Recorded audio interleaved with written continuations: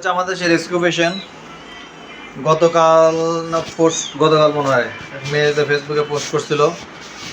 অনেকে আমার নাম সাজেস্ট করছিল এবং বেশ কয়েকজন পার্সোনালি ইনবক্স এবং হোয়াটসঅ্যাপ করছিল যে ভাই একটু দেখেন কি করা যায়। এবং বিষয় হচ্ছে এটা আমরা আজকে ভর্তি রাখছি আমাদের এখানে। আমরা আমাদের ডাক্তার ভিজিট মাইনাস করছি, আমাদের যে ভর্তি ফি এটা প্রায় 33% লেস করে দিছি। আর শুধু মেডিসিন কস্টটা আমরা রাখবো, মেডিসিন কস্টটা একটু ম্যানেজ করতে হবে। সেক্ষেত্রে যিনি রেখে গেছেন উনি বলছে যে উনি ফান্ড ম্যানেজ করবে।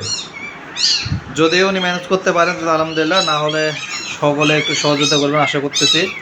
আমরা এটা টেক কেয়ার করা থেকে শুরু করে আমাদের ডাক্তার ভিজিট কিছুই রাখতেছে না, এগুলো সব আমরা বের করব এবং আমাদের যে অ্যাডমিশন ফিটি এগুলো সব আমরা বের করবো।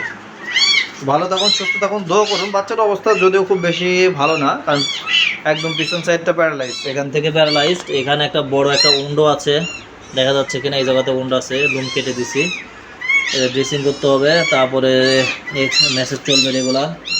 আর সাথে সাথে আরেকটা দেখাই, আমাদের আর দুইটা কুট্টু কুট্টু এই যে আছে, বসে পড়তো বাবা তিনটা। এটা কোনো এক মানুষ রাস্তায় ফেলে দিয়ে গেছিলো, পরে আরেক মানুষ এটাকে স্ক্রিন করতে করে আমাদের এখানে 7 দিনের জন্য রেখে গেছে। আমরা ওইটার ক্ষেত্রে কিছুটা যেহেতু রেস্কিউ পেশেন্ট এজন্য আমরা আমাদের ফিটা কিছুটা কমায় রাখছি।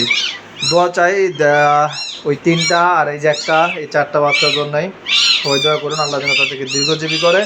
ওই তিনটা হাই কোয়ালিটি মিক্স ব্রিড হওয়ার পসিবিলিটি আছে, এই তিনটা হাই কোয়ালিটি মিক্স ব্রিড হওয়ার পসিবিলিটি আছে। তবে একটু স্টেবল হলে, যদি তার মালিক রাখতে চায় তাহলে তো রাখলো, আর যদি মানে যিনি রেস্কিউ করে দিয়ে গেছে, আর যদি রাখতে না চান সেক্ষেত্রে হয়তো পোস্ট করবো। আপনারা কেউ যদি অ্যাডপশানে নিতে চান নিতে পারবেন। ভালো থাকুন, সুস্থ থাকুন এবং আমাদের জন্য দোয়া করবেন। আসসালামু আলাইকুম।